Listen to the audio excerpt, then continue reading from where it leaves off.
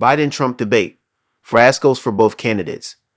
It was, of course, not a presidential debate, not a surprise.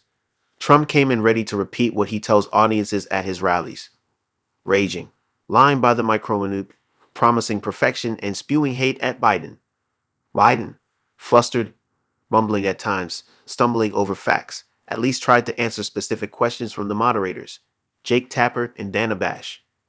At least 8 times, Trump brushed aside their questions and repeated his previous flailing tirades against Biden. It is a wonder Trump didn't slurp saliva along with his sneering arrogance. Democratic operatives were aghast during and after the merciful end of this 90-minute look/see by an estimated 51 million viewers. Biden prepared for over a week with his debate advisors and probably was so overprepared as to be tightly wound. Also, he had a cold which he should have noted at the outset to explain his weak tone of voice.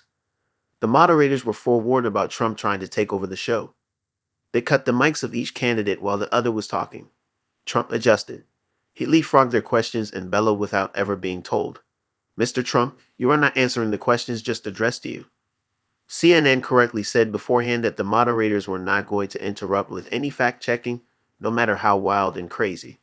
As a result, the unfurled, unstable, disjointed man from Mar-a-Lago kept doing himself in, mitigating Biden's staggering failure to deliver the most obvious rebuttals, especially on the issues of democracy and climate. All the questions asked by the moderators were predictable by the candidates and their staff. That is how deep is the ditto nature of the mass media. Earlier, the Washington Post asked 16 of its opinion columnists to offer one policy question for the presidential debate. The moderators pretty much covered the questions asked.